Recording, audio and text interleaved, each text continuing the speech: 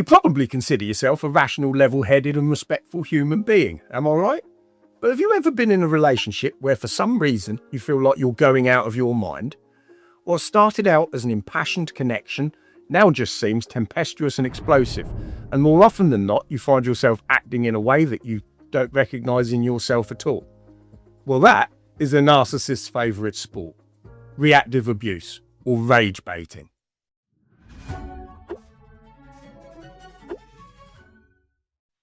If you've ever found yourself screaming at the top of your lungs, throwing things around, using language which you'd never normally use, or just completely losing the plot, only to have the person across from you remain calm and tell you that you're unstable, aggressive, or even abusive, then it's very possible that you're already familiar with reactive abuse. Reactive abuse isn't really abuse at all. It's actually a survival response. It's what happens when a person is pushed past their psychological breaking point. But to the outside world, and often to us ourselves, it looks and feels aggressive and like a complete and total loss of control. Whilst I've never been one to suffer fools gladly, I certainly wouldn't say that I have anger management issues, but in my time spent in a toxic relationship with a covert narcissist, I found myself experiencing incandescent anger and frustration, and more than once.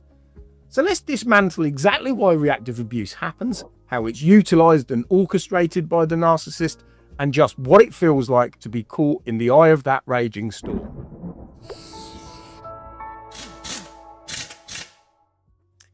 So why do narcissists do this? Why push someone far beyond their breaking point until they explode? Well, to understand the why, we have to understand the narcissist's compulsion for control and superiority. In a healthy relationship, conflict is usually about both parties being heard, then finding a resolution. In the narcissistic relationship dynamic, however, conflict is about strategic domination and coercive control. The process usually begins with the slow burn. Now, this is the period of hours, days, or perhaps even weeks where subtle microaggressions are taking place. A constant dripping tap of subtle, almost imperceptible aggravation. It's in the thinly veiled snide comments, the deliberate overstepping of your boundaries, and particularly the stonewalling. That icy silence that makes you feel completely invisible. The goal of all this is to build up your internal pressure. They're looking for your trigger point. They persistently poke and prod at your deepest insecurities until your nervous system is literally screaming. The moment that you finally snap, the moment that you raise your voice or defend yourself aggressively because you've just run out of patience, jackpot, the narcissist wins. Why? Because now the narrative has completely shifted. You are no longer the person being mistreated, you are now the aggressor. They can now point to your reaction as proof that you're the problem. And this is a tactic called DAVO, deny, attack, and reverse victim and offender.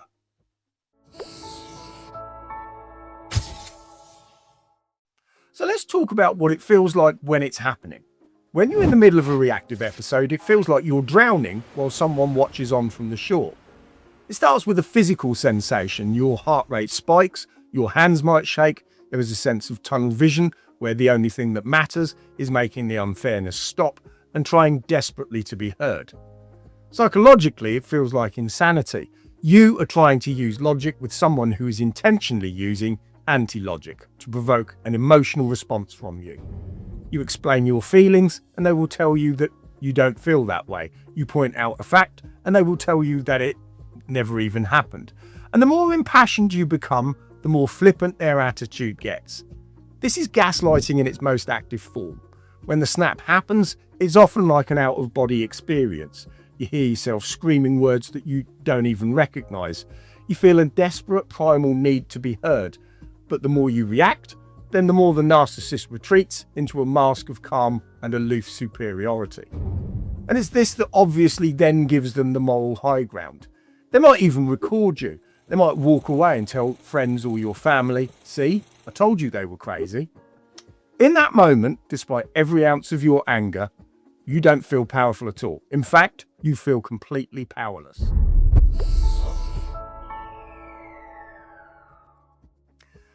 Now, it's the aftermath of reactive abuse that's perhaps the most damaging part of the cycle, and it's the end game of their strategy when they employ it. Once the adrenaline fades and the red mist subsides, You are left with a crushing sense of guilt and shame. You look at your own deplorable behaviour and you think, maybe they're right, maybe I am the abusive one. A good person would never behave like this. And this is exactly what the narcissist wants. They use your own conscience as a weapon against you. Because you have empathy and a sense of accountability, you dwell on your behaviour. Meanwhile, the narcissist never spares even a passing thought for the hours of provocation that led you there. They will also use your reaction as collateral in the future too. It becomes their get out of jail free card for every subsequent argument further down the line.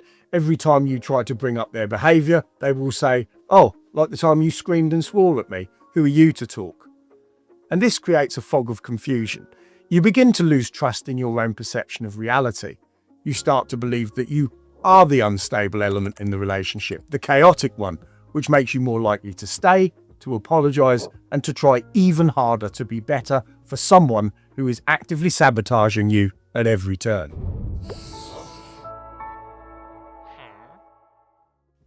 It's vitally important to distinguish between a pattern of abuse and a reaction to abuse.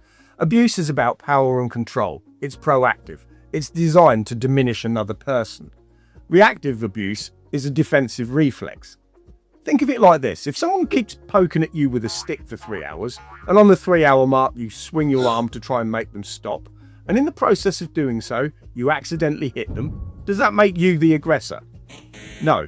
You're a person reacting to a repeated assault.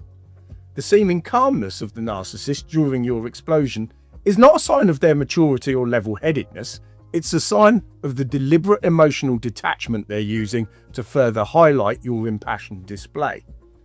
They aren't upset because they've achieved their goal.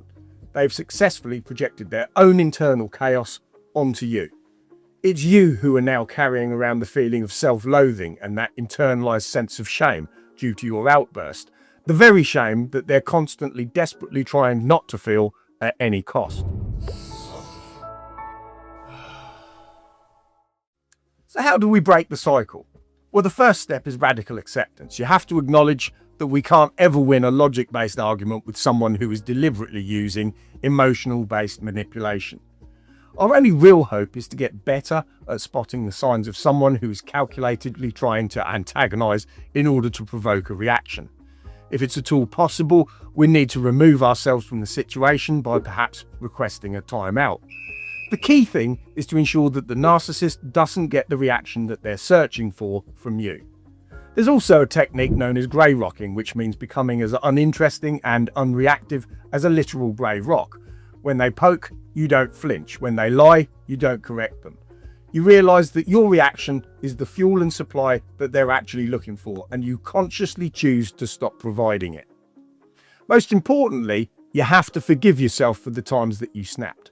You were pushed into a fight or flight state by someone who knows your buttons because they were the one who programmed them in the first place. You're not the monster that they've tried to convince you that you are. You're a person who was pushed to the edge and then far beyond it. Recovery starts when you stop defending yourself to the person who isn't listening and start protecting yourself by calmly walking away. All of this seems much more straightforward when you know that you're dealing with a narcissistic personality disordered individual. In my own situation, I didn't realise that she was a covert narcissist until after the discard, and when these situations arose, it would invariably take the form of her assuming the role of the victim. From a very personal standpoint, my own situation was made much worse because I'd just come out of a 20-year-long marriage to someone who avoided confrontation at any cost. And this became incredibly unhealthy over a period of years because resentments were never resolved. And so getting into a relationship with someone who had what seemed like a healthier attitude to conflict felt incredibly attractive at first. When I found myself in a relationship with someone who seemed spirited and feisty, it felt like a breath of fresh air. I'm no shrinking violet and came from a background where I believed that the odd argument is not only inevitable, it's also healthy and cathartic for your relationship. Eventually though, more and more of these flashpoints became explosive and were invariably followed by manipulative silent treatments in order to punish me.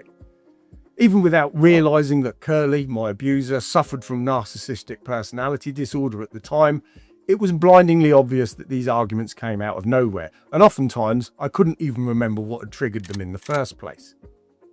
The key thing here is to educate yourself on all of the tricks of the trade that a narcissist utilizes to keep you manipulatively bonded and suppressed.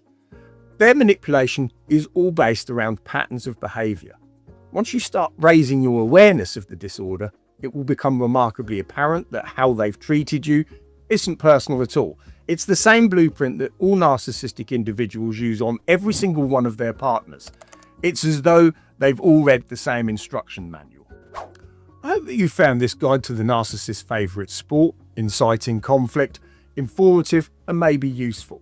If you have, then why not consider liking this video, subscribing and maybe even sharing it with others who may have experienced something similar. If you've made it to the end, then thanks so much for watching. I'm trying to address narcissistic relationships in a slightly different way than so many of the other talking head videos, and I'd really love any feedback that you have to offer. Please take care of yourself and remember, together we will get through this.